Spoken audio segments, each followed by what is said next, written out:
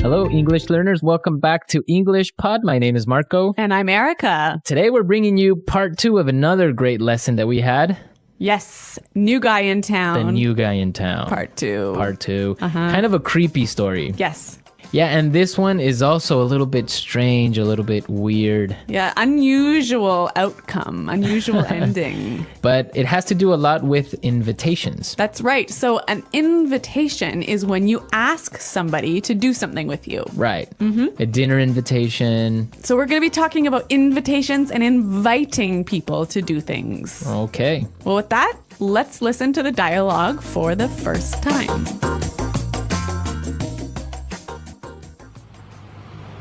Oh, Armand, thank you for such a thoughtful invitation.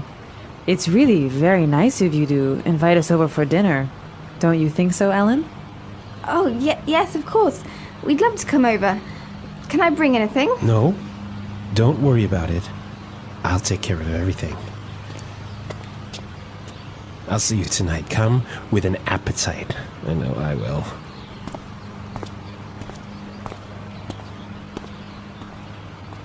I don't want to go over to his place for dinner. He gives me the creeps. Why on earth did you accept? Oh, come on, Ellen. It'll be nice to get to know him. Besides, he's new to the neighborhood, and it would be rude to decline his invitation. I guess so. You always rope me into things like this.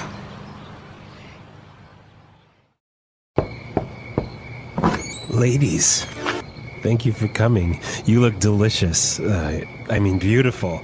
Please, come in. Oh, Armand, you are too kind. How did I get myself into this? Wow, I'm really anxious to see what happens in this dinner party. Yeah, I guess we'll have to stay tuned and find out. For part 3. Yeah. All right, well, we have some really great vocabulary, so I guess we can start with language takeaway. Language takeaway. All right, on language takeaway today, we have 3 great words. Erica, why don't you start us off with the first one? The first word is thoughtful. Thoughtful. Thoughtful. Thoughtful. So when you're thoughtful, you're kind, right? You're kind. You're considerate Yes, to other people. You think about what the other person would like. Right. And you do right. that thing. It's so thoughtful of you. Yeah. Our second phrase, give me the creeps. Give me the creeps. Give me the creeps. This is kind of a funny phrase, but I think if we listen to some examples, we'll understand the meaning. Example 1. Horror movies give me the creeps. Example 2. Stop it! You're giving me the creeps. Example 3. I saw this really scary clown. It gave me the creeps. So I can see this one means to make me feel uncomfortable. Right, it makes me feel Like strange. scared. Yeah, scared. Also, Yeah. gives me the creeps. Mm-hmm. And our last phrase for language takeaway, rope me into. Rope me into something. Rope me into something. Mm-hmm. So if you rope me into something, it's like you convince me to do something that I don't really want to do. right. So I roped you into lending me your car. Yes, that was a bad idea. That was a bad idea. And you roped me into going out for beers after work. Yeah, that was a great idea. All right, so rope me into, Yeah. convince. Yeah. All righty, so I guess we could listen to our dialogue again. This time a little bit slower, and you'll be able to understand the language a little bit more clearly.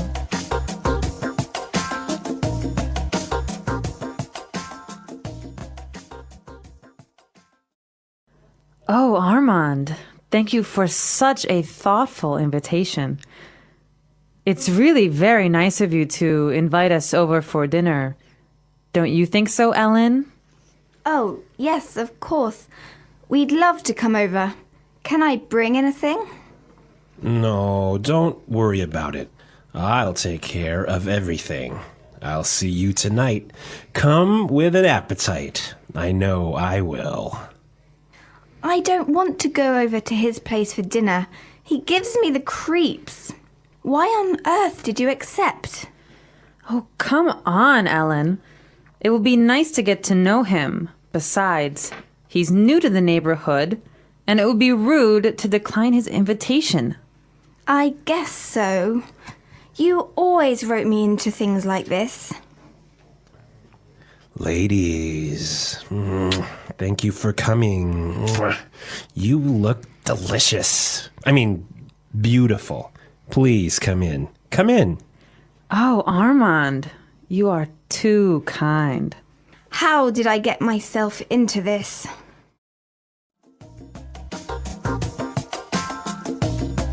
Well, I guess that's a lot more clear, and with that, we can start putting it together today. Putting it together. Today we've got 3 words and phrases that we want to show you how you can put together and use differently. The first one is appetite. Appetite. Appetite. Appetite. So appetite is like a strong desire for food, right? Right, an appetite. We've got some examples that show you how to use this phrase. Let's listen. Example 1. Dinner smells so good. It's giving me an appetite. Example 2. You're sure eating a lot. You must have a big appetite. Example 3. I'm getting sick. I have a fever and I've lost my appetite. Okay, so we saw some great examples of appetite. You can lose your appetite. That's right. You have a big appetite, a small appetite. A healthy appetite. Right. So it just means A desire for food. desire a hunger for for food. Yeah. Okay. Great. What's our second phrase for today? Get to know someone. Get to know. Get to know. So when you get to know someone is you talk to them and you find out what they do. Yeah, you get more familiar with them. More familiar, right? For example, we can say, I got to know her in Spanish class and she's a really nice person. Yeah, or you can say Armand, Ellen, and Doris got to know each other at a dinner party. Right. Or you can say, if you get to know me, you'll see that I'm not a bad guy. Yeah, that's true. Okay, get to know. And our third phrase is why on earth? Why on earth? Why on earth? Why on earth? This is like a saying. Yeah. Expression. You can use it in a lot of different ways. So we've got some examples for you. Let's listen. Example 1. Where on earth is my phone? Example 2. How on earth did you learn English in 1 month? Example 3. What on earth is it? So when you ask a question with on earth, so why on earth, how on earth, what on earth, it's like you're showing a lot of surprise. Okay, great stuff. So let's just listen to our dialogue a third time.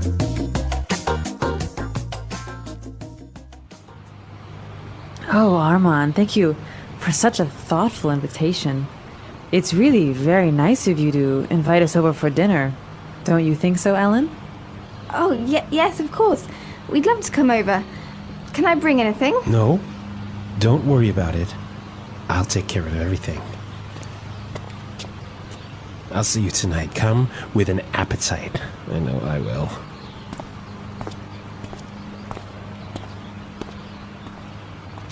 I don't want to go over to his place for dinner. He gives me the creeps. Why on earth did you accept? Oh, come on, Ellen. It'll be nice to get to know him. Besides, he's new to the neighborhood, and it would be rude to decline his invitation. I guess so. You always wrote me into things like this. Ladies, thank you for coming. You look delicious. I mean, beautiful. Please come in. Oh, Armand, you are too kind. How did I get myself into this? We want to know what you think happens next. Yes, what happens in this dialogue next? So we want you to send us your idea of what happens next, and we're going to choose the best one. That's right. Marco and I will choose the best continuation of this story, and we'll use that in part 3 of The New Guy in Town. That's right. So you can give it any direction you want. That's right.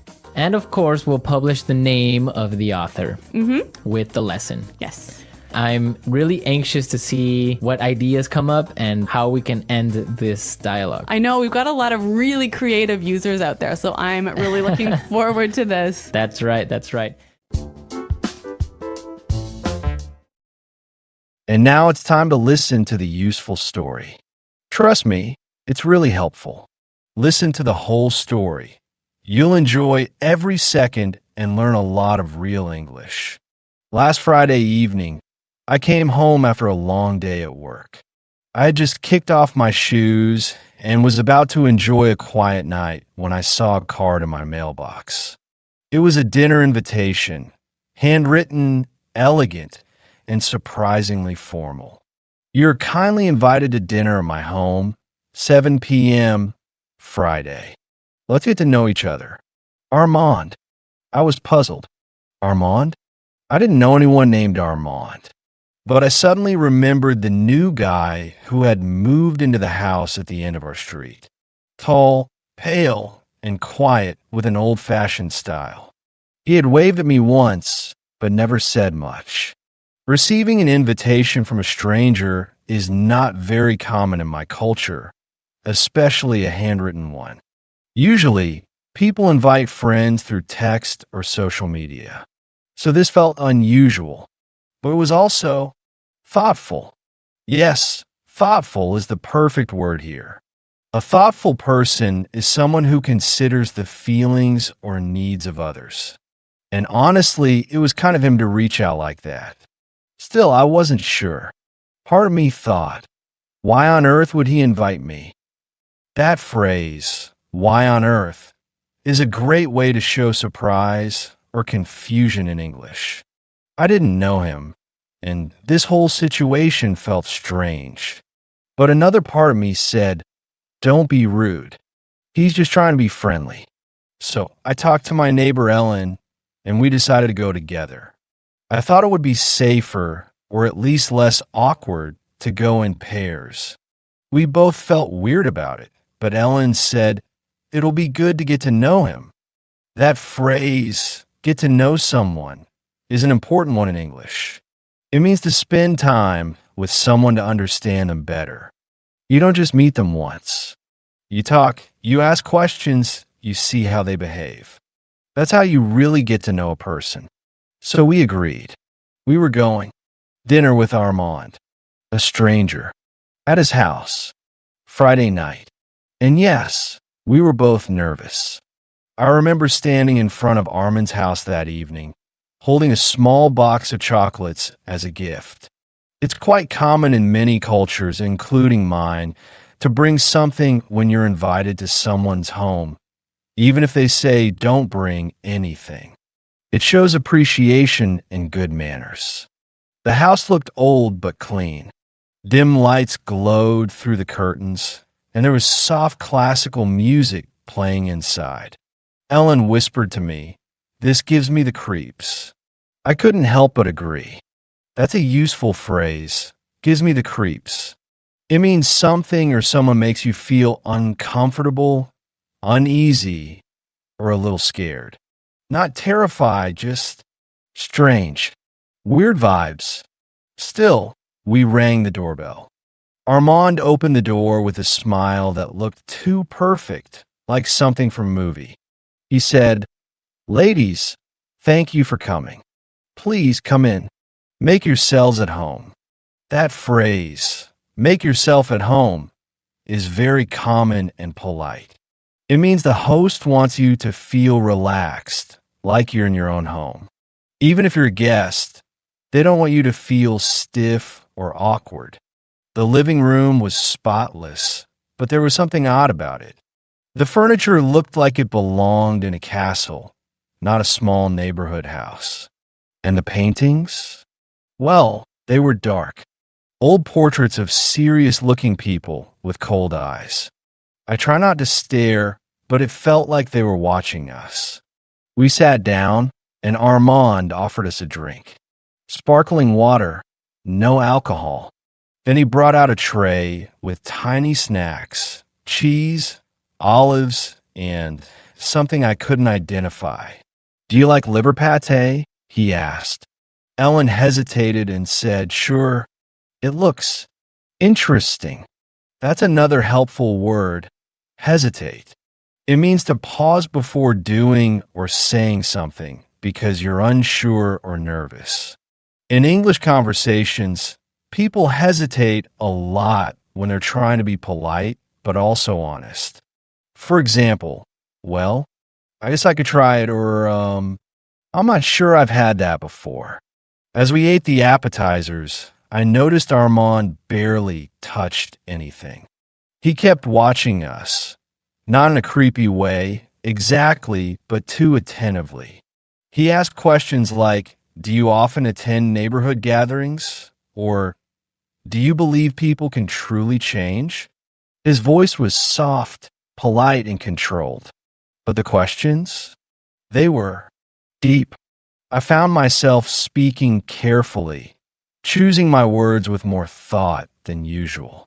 Ellen stayed quiet most of the time, just nodding and smiling politely. Then came the moment we were all waiting for, dinner. Armand stood up and said, "Dinner is served. Please follow me to the dining room." My stomach turned a little. I didn't know why. Maybe it was just nerves. Or maybe I'd lost my appetite. That's another useful phrase, lose your appetite. It means you no longer feel hungry, often because of stress or discomfort. Still, we stood up, smiled, and followed him into the next room. What else could we do? We had accepted the invitation. There was no turning back now. The dining room looked like something out of a mystery novel. The table was long, covered with a white cloth and decorated with silver candle holders. The candles flickered gently, casting soft shadows on the walls. The chairs were tall and heavy, with carved wooden arms, like they belonged in an old castle.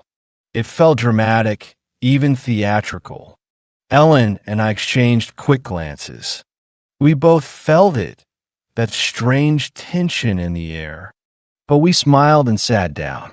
Armand brought in the main dish himself. "Roast lamb," he said, placing the steaming tray in the center, with a special family recipe. Now, here's an important cultural note.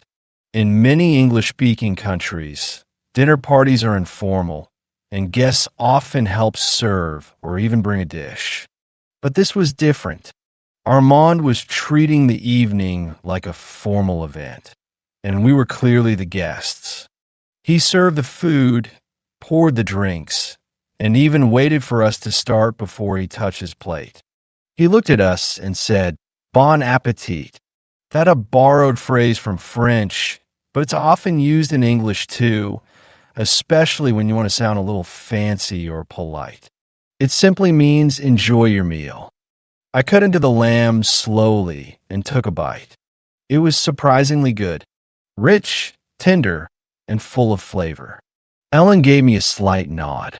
It was clear she was also surprised. I said, "You're a great cook, Armand." He smiled and replied, "Thank you. I enjoy cooking for good company." That's another great phrase, good company. In English, we say someone is good company when they are pleasant to be around, friendly, or enjoyable to talk to. It's a compliment. But as the dinner went on, Armand's questions grew even stranger. He asked, "Do you ever wonder what people hide behind polite smiles? And isn't it fascinating how people can pretend to be normal?" Ellen shifted in her seat. I try to keep the mood light, saying, well, sometimes people just try to be nice. That's what makes society work, right? But inside, I was starting to feel a little uneasy again. Then he looked directly at me and said, I find that people reveal their true selves in moments of discomfort. That sentence stayed in my head. Moments of discomfort. What did he mean by that? There's a common expression in English, to read between the lines. It means to understand the hidden meaning behind someone's words. And I was definitely trying to read between the lines now. We continued eating, though the conversation slowed down. Ellen barely spoke. I tried to fill the silence with polite comments about the food and the decor. But the atmosphere felt heavier with every minute. And that's when Armand said something that made me stop chewing. You know, I moved here to start over, to leave the past behind, to become someone else. The room went quiet. Ellen looked at me with wide eyes. I put my fork down. My hands were suddenly cold. What had we walked into? The silence in the room stretched longer than it should have.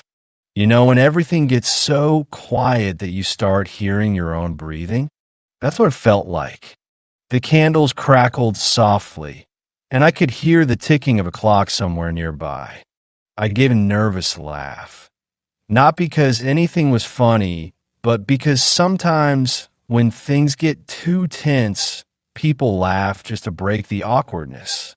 In English, we call that a nervous laugh. It's not real laughter. It's more like a release of pressure when you don't know what else to do. And believe me, I didn't know what to do at that moment. Armand smiled gently and said, Forgive me. I didn't mean to make you uncomfortable. I just believe in honesty. Don't you? That's another useful expression. Make someone uncomfortable. It means to cause someone to feel awkward or uneasy, often because of strange behavior, personal questions, or an unusual situation. Armand was definitely doing that, not by being rude, but by being intense. I nodded and replied, Sure, honesty is important, but sometimes people need time to open up. That's a useful phrase too, open up. In English, to open up means to start sharing your thoughts, feelings, or personal stories with someone else. It's something that takes trust and comfort. He looked at me, then at Ellen, and said, It's just that I've had experiences that changed me deeply. I want to connect with people who can understand that. There was connect with people. That's an expression we often use when we want to feel a real emotional bond with someone. In conversations, it's common to say things like, I really connected with him, or we didn't connect at all. But Ellen wasn't connecting. She was gripping the edge of her chair, her shoulders stiff. She whispered, It's getting late. I could see she was uncomfortable, and honestly, so was I. But I also didn't want to seem rude. That's a cultural tension that English learners should understand. Sometimes people feel forced to stay polite even when they're uncomfortable. In many English-speaking cultures, saying no directly or leaving too early can feel impolite, especially when someone has gone out of their way to host you. So instead of saying we wanted to leave, I said, This has been lovely. We didn't expect such a full dinner. You must have spent a lot of time preparing. Armand smiled. I enjoy hosting. In fact, I rarely have guests. You're my first. That stopped me. Is first guests? After weeks in the neighborhood? There's a phrase in English, red flag. It means a warning sign, something that tells you something might be wrong. And this was a red flag for me. Still, I tried to stay calm. I smiled, nodded, and reached for my glass. But as I lifted it, I noticed something under the table, a small door in the floor like a trap door, partly hidden by a rug. A chill ran down my spine. Why would someone have a hidden door in the dining room? I didn't say anything, but I saw Ellen staring at it too. Her eyes were wide. She mouthed, "Let's go."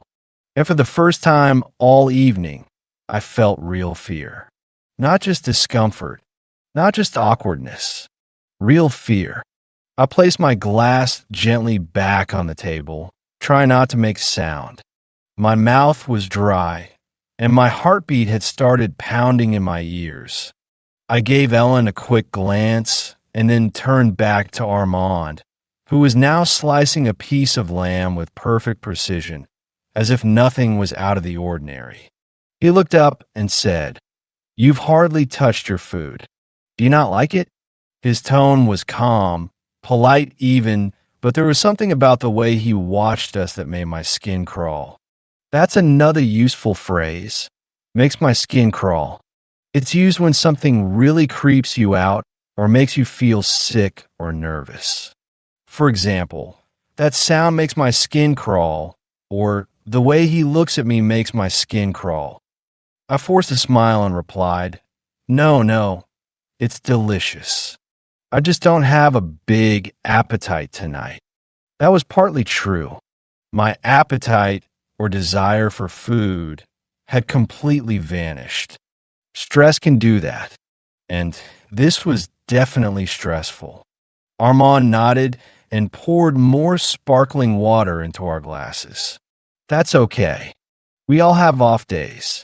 But I do hope you're not planning to leave so soon." That line, "I hope you're not planning to leave so soon," might sound polite in a normal situation, but coming from him, it sounded more like a warning than a question. Ellen and I looked at each other again. We didn't speak, but we didn't need to. When people know each other well, they can communicate without words. That's called reading someone's expression or sharing a look. I stood up slowly and said, "Actually, I just remembered I have something early tomorrow. A family thing. We should probably head out." Ellen followed my lead. That's an expression meaning she did what I was doing or copied my behavior. And stood up too. "Yes, thank you so much for the dinner. It was really kind of you." Kind. Thoughtful. Those are the words we were trying to use. The words polite people use to exit a situation gracefully. But inside, both of us were tense. Extremely tense. Armand stood as well and stepped in front of the door just for a second. He smiled again. "Of course. It was truly a pleasure. Please, let me walk you out." I didn't know whether to feel relieved or more worried, but we followed him to the hallway. As we passed through the living room, I noticed the portraits again. Their eyes seemed even colder now, like they knew something we didn't. At the door, Armand handed each of us a small envelope. "Just a little token of thanks," he said. "Please, open them later." We said our final goodbyes, and this time, they felt more like an escape than a farewell. The moment we stepped outside, the cool night air hit us. It felt like we had just left another world. We didn't speak until we were halfway down the street. Then Ellen whispered, "Did you see that trapdoor?" I nodded. "Yeah, I don't know what's down there, but I'm glad we didn't find out." And in that moment, I realized something about invitations. Not all of them are meant to be accepted. That night, I barely slept. I kept thinking about everything. The candlelit room, the formal dinner, Armand's strange questions, and of course, the trapdoor. My mind was racing, full of what ifs and maybes. In English, when you keep replaying something in your head over and over again, we call that overthinking. And I was definitely overthinking everything. The next morning, the little envelope Armand had given me was still sitting on my kitchen counter. I had almost forgotten about it. For a moment, I considered throwing it away without opening it. But curiosity got the better of me. That's a common English phrase. curiosity got the better of me. It means even though you tried to resist, you gave in because you really wanted to know something. So I opened it. Inside was a thank you card. On the front, it said, "To new friends." And inside was blank, completely empty. No message, no signature, nothing. Now, if that isn't strange, I don't know what is. Why give someone a thank you card and not write anything inside? I turned the card over, checked the envelope again. Nothing. There's a phrase in English, something doesn't add up. It's often used when things don't make sense or when the pieces of a story don't fit together. And with Armand, things definitely didn't add up. I decided to walk over to Ellen's place to see if she had opened hers. She answered the door looking like she hadn't slept either. I said, "Did you read the card?" She nodded. "Yeah, totally blank. I don't get it." We sat down and talked for a while, trying to figure it out. Maybe it was just his way of being different. Or maybe it was part of some social test. Or maybe it meant nothing at all. But somehow, the silence of that card felt louder than any words. That's a powerful thing in English. Silence speaks volumes. It means sometimes saying nothing at all can say everything. And that empty card, it was speaking volumes. Later that day, we both agreed we should keep our distance from Armand. Nothing serious, just being cautious. In English, people often say, "better safe than sorry." It means it's smarter to be careful now than to regret it later. We didn't want to start rumors or accuse anyone, but we also didn't want to pretend like nothing happened. Sometimes, even a polite invitation can carry hidden meaning or unexpected consequences. That's when I realized how many things that dinner had taught me. Not just about being careful with strangers, but about language, culture, and how people behave when they feel uncomfortable. And honestly, it made me more aware of the power of small things. An invitation, a phrase, even a glance. Especially when someone new moves into the neighborhood. In the days that followed, things around the neighborhood went back to normal, or at least they appeared to. People walked their dogs, watered their gardens, chatted about the weather. But Ellen and I noticed something. No one else seemed to talk about Armand. It was like he didn't exist. We had expected some buzz, something like, "Oh, the new neighbor invited us over," or "Did you meet the guy at number 17? But there was nothing, just silence. That's when another important English expression came to mind, the calm before the storm. It means things may look peaceful or normal now, but something big and maybe unpleasant is about to happen. A few days later, Ellen called me.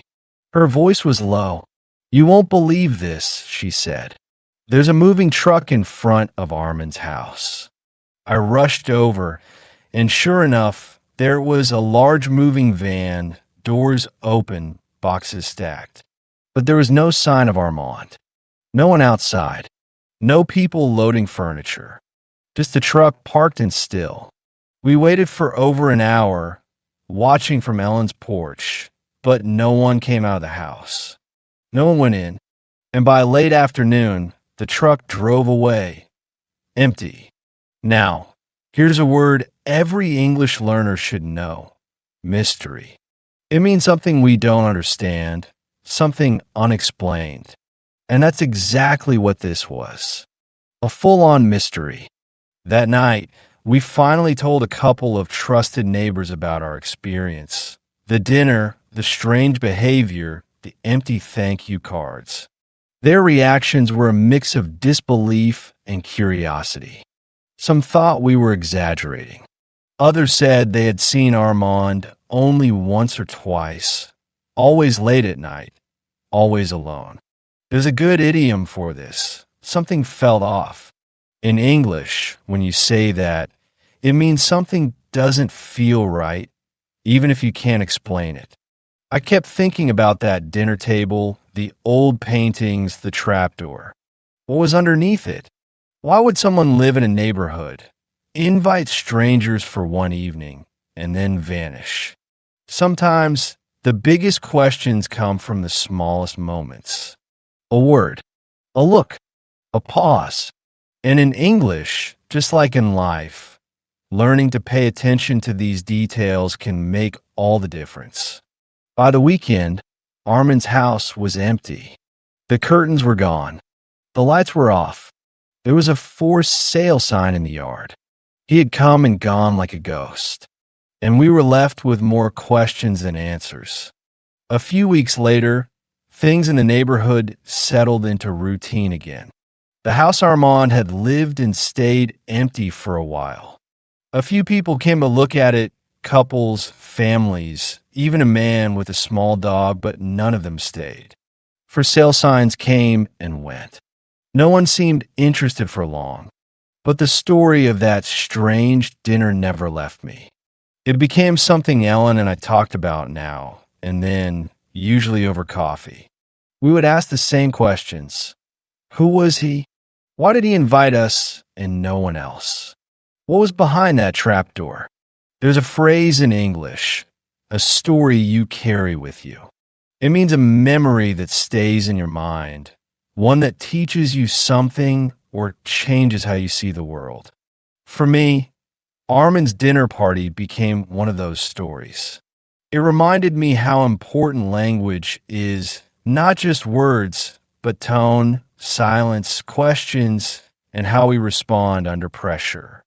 That evening taught me more than any classroom lesson could. I remembered all the phrases we used or heard that night. Thoughtful, gives me the creeps, get to know someone, why on earth, make yourself at home, lose your appetite, connect with someone, better safe than sorry, and something doesn't add up.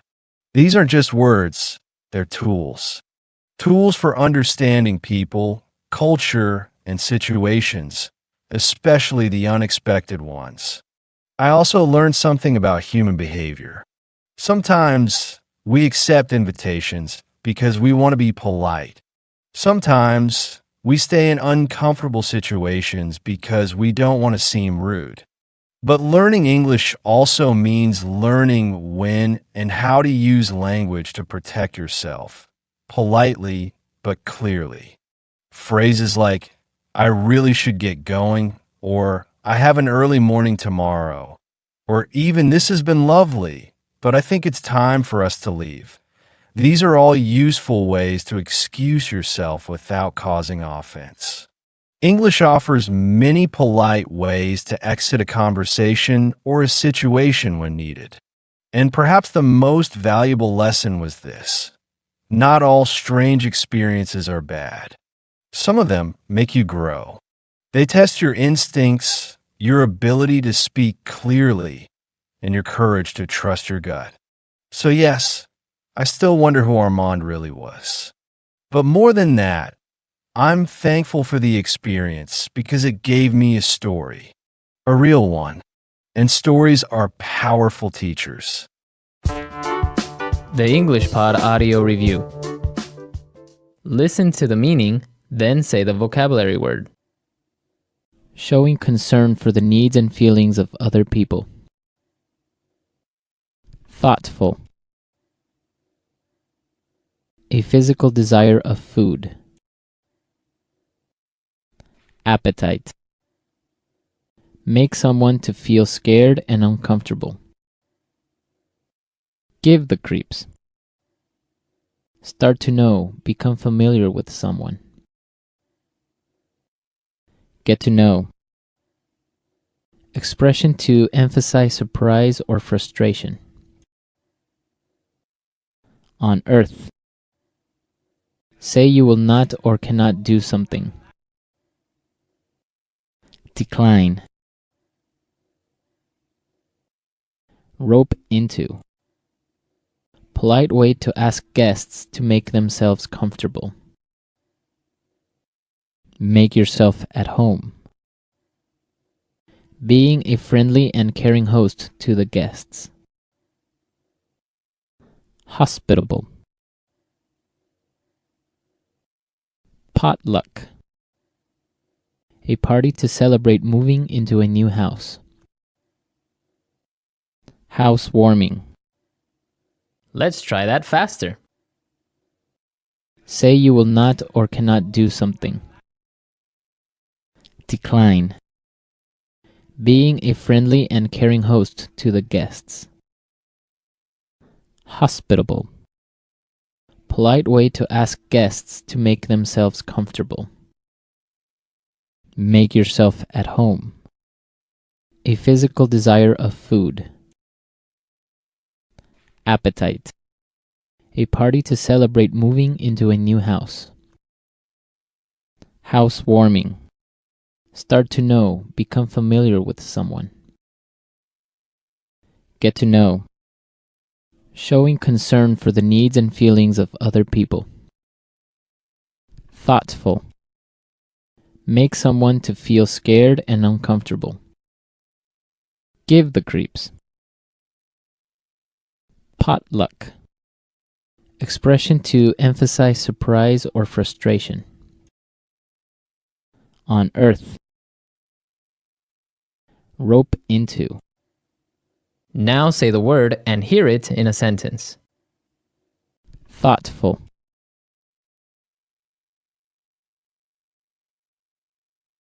Thanks for the Christmas gift. It's exactly what I want. You're so thoughtful. Thoughtful. This is very thoughtful of you to help me out. Thoughtful. Thank you for being so thoughtful. Appetite.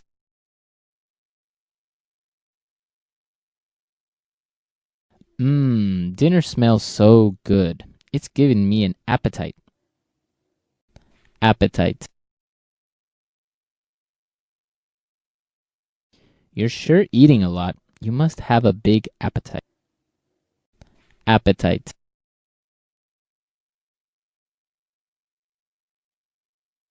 I'm getting sick. I have a fever and I've lost my appetite.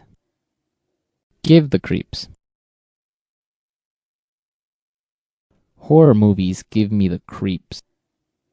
Give the creeps.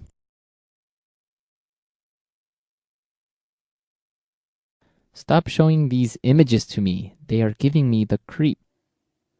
Give the creeps.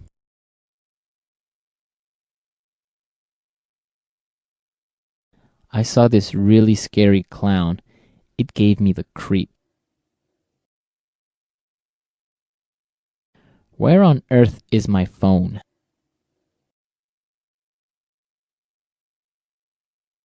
How on earth did you learn English in 1 month?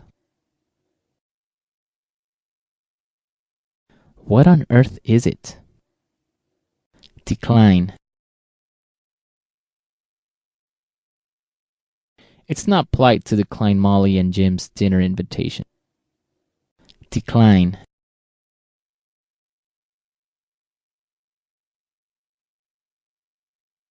Unfortunately, I'm going to have to decline the invitation to your party. I'm busy that day. Decline.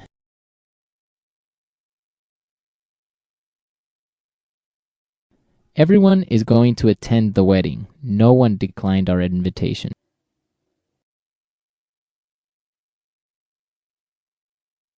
Last night, Pete roped me into going for a drink after work.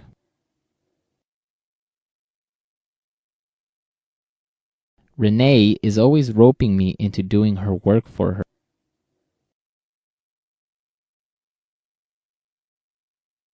You're not going to rope me into spending the whole day shopping. Get to know.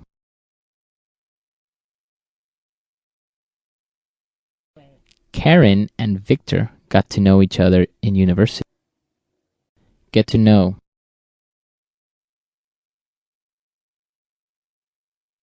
After you get to know him, Alan is a really nice guy. Get to know. I'm spending some time getting to know my team.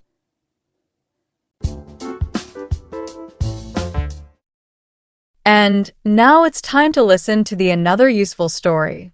Listen to the whole story. So, something very strange happened last weekend. I had just moved into a new neighborhood, and I was excited to meet new people. One morning, I found a fancy-looking invitation card slipped under my door. It said, "Dinner at Armand's. Tonight at 7. Come with an appetite." I didn't know anyone named Armand, but I thought, why not? It's a good chance to get to know someone new. The invitation seemed thoughtful. He had even written a little message on the back. "Looking forward to meeting you." That was kind. Thoughtful means someone is caring and considerate. Anyway, I decided to go. I even baked some cookies to take along just to be polite. When I got there, the house looked different. The lights were dim, and there was a strange smell in the air, like spices mixed with something I couldn't quite name. Armand opened the door with a big smile and said, "You look delicious, delightful." That gave me the creeps. You know, when something or someone makes you feel really uncomfortable or scared for no clear reason. But I smiled and walked in. I didn't want to be rude. After all, it's not polite to decline a dinner invitation, especially when someone is new in town and trying to be hospitable. Still, something felt off, and I started wondering, why on earth did I agree to this? The moment I stepped inside, I noticed how quiet it was. No music, no chatting, nothing, just the sound of a ticking clock on the wall. Armand led me to the living room, where two other guests were already sitting. One of them, Ellen, gave me a nervous smile. She whispered, "He gives me the creeps too." That made me feel a bit better, honestly. At least I wasn't alone in feeling weird. Armand asked us to make ourselves at home, which is a polite way to tell guests to relax and feel comfortable. But I couldn't. The furniture was old and strange. The lights were too dim, and there were paintings of people with eyes that seemed to follow us around. Armand brought out drinks, and as we sipped them, he started asking very personal questions: where we worked, how often we went out, whether we lived alone. It felt more like an interrogation than a friendly conversation. Still, I tried to be polite. I said, "It's nice to get to know new people." That's a common phrase we use when we're becoming familiar with someone. Ellen rolled her eyes, clearly not impressed. I could tell she had been roped into coming, probably didn't want to come but was convinced by someone else. That expression, "roped into," means you're pulled into doing something unwillingly. I began to regret everything. My stomach growled, but my appetite was gone. Appetite means your desire to eat, and mine had completely disappeared. I started planning how to leave without being rude.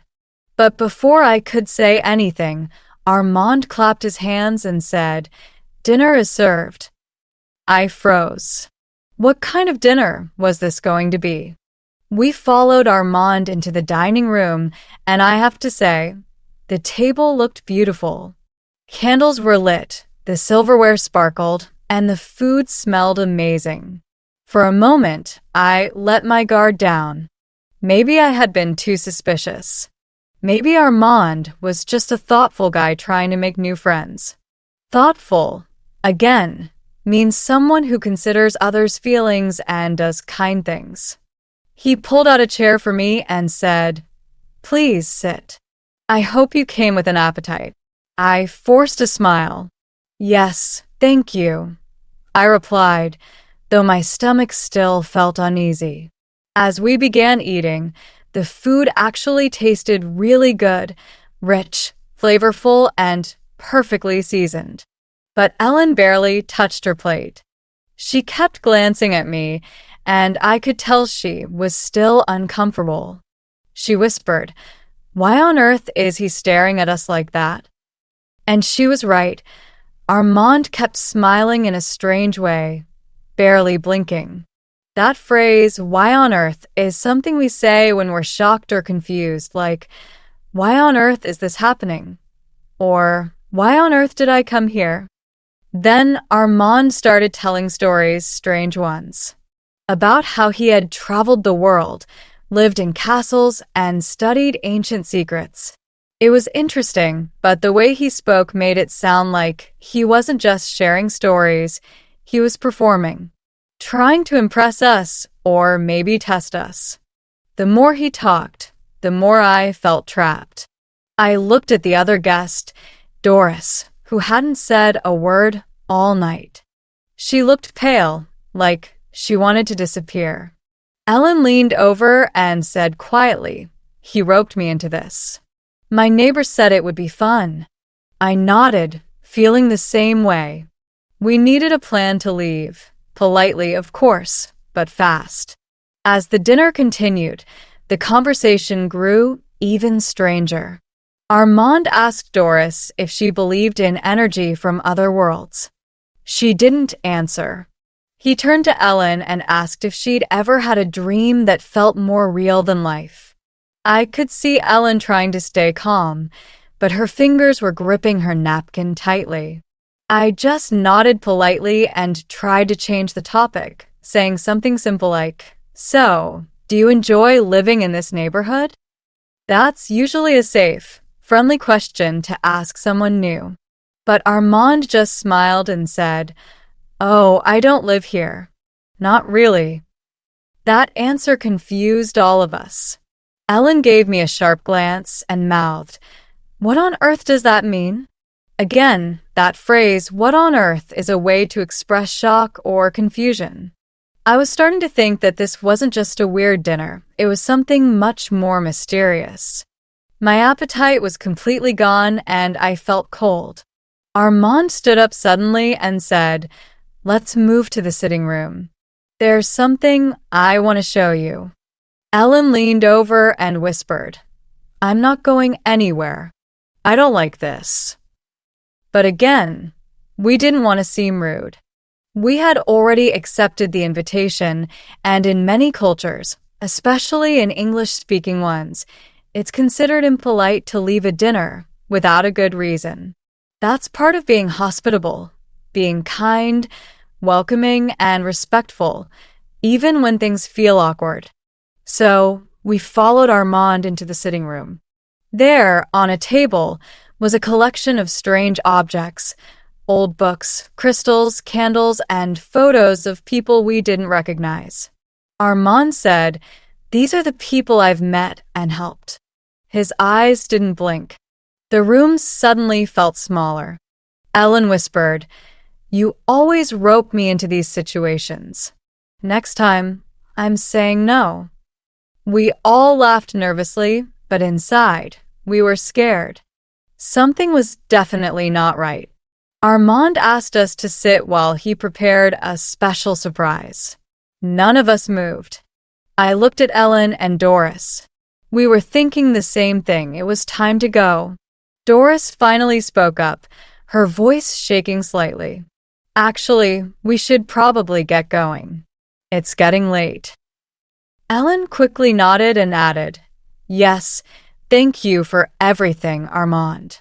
Very thoughtful of you, but we really must leave." Armand tilted his head and smiled in that unsettling way again. "But you haven't seen the best part yet," he said. At that moment, all I could think about was how to get out politely without causing a scene. I stood up and said, "We truly appreciate your hospitality. You've been very kind, and the dinner was delicious. But we have early mornings tomorrow." Using phrases like "appreciate your hospitality" and "early morning" is a polite and culturally acceptable way to excuse yourself from a social event. Armand didn't argue. He just nodded slowly and walked us to the door. "Come again," he said softly. "You're always welcome in my home." That sentence stayed in my head long after we left. As we stepped out into the cool night air, we all let out a breath of relief. "That gave me the creeps," Doris muttered. Ellen agreed. I told you. But someone roped me into this dinner, and I didn't want to decline. That's the thing. Sometimes we do things out of politeness, even when our gut tells us otherwise. On the way home, I kept thinking about all the useful language I had heard and used that night. Phrases like give me the creeps, get to know, thoughtful invitation, and make yourself at home. Strange as it was, the evening gave me more than just a story. It gave me real-life English in action. And that's something I'll never forget. The English Pod Audio Review. Listen to the meaning, then say the vocabulary word. Showing concern for the needs and feelings of other people. Thoughtful. A physical desire of food. Appetite. Make someone to feel scared and uncomfortable. Give the creeps. Start to know, become familiar with someone. Get to know. Expression to emphasize surprise or frustration. On earth. Say you will not or cannot do something. Decline. Rope into. Polite way to ask guests to make themselves comfortable. Make yourself at home. Being a friendly and caring host to the guests. Hospitable. Potluck. A party to celebrate moving into a new house. Housewarming. Let's try that faster. Say you will not or cannot do something. Decline. Being a friendly and caring host to the guests. Hospitable. Polite way to ask guests to make themselves comfortable. Make yourself at home. A physical desire of food. Appetite. A party to celebrate moving into a new house. Housewarming. Start to know, become familiar with someone. Get to know.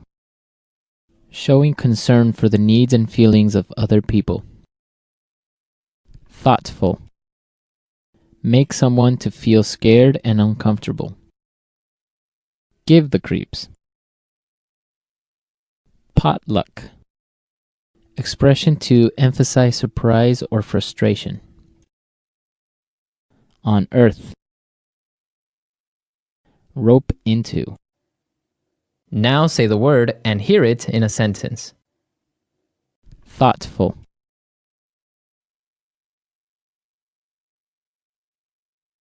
Thanks for the Christmas gift. It's exactly what I want. You're so thoughtful.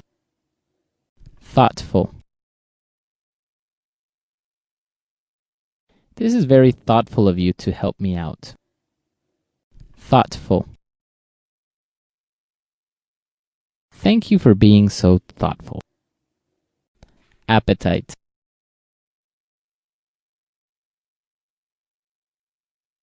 Dinner smells so good. It's giving me an appetite. Appetite. You're sure eating a lot. You must have a big appetite. Appetite.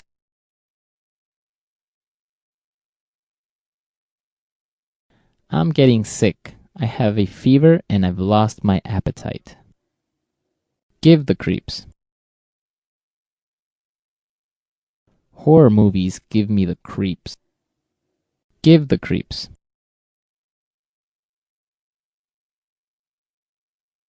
Stop showing these images to me. They are giving me the creep. Give the creeps.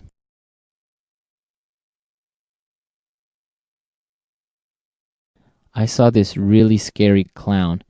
It gave me the creep. Where on earth is my phone?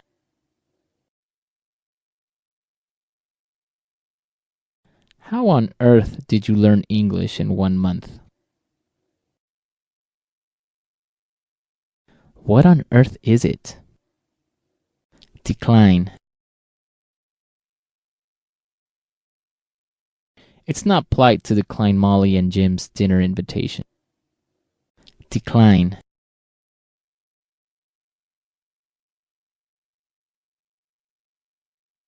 Unfortunately, I'm going to have to decline the invitation to your party. I'm busy that day. Decline.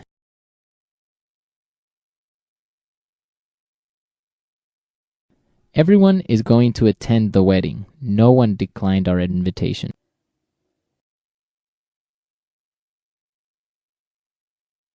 Last night, Pete roped me into going for a drink after work.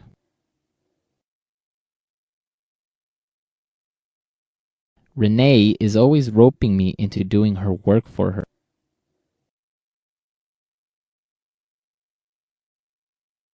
You're not going to rope me into spending the whole day shopping. Get to know.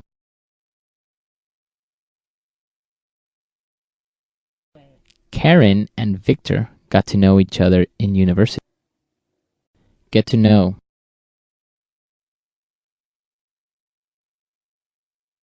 After you get to know him, Alan is a really nice guy. Get to know.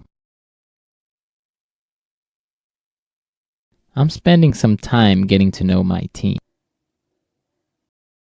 Thank you for being a part of English Smart Podcast. Keep listening, keep learning, and never stop being curious.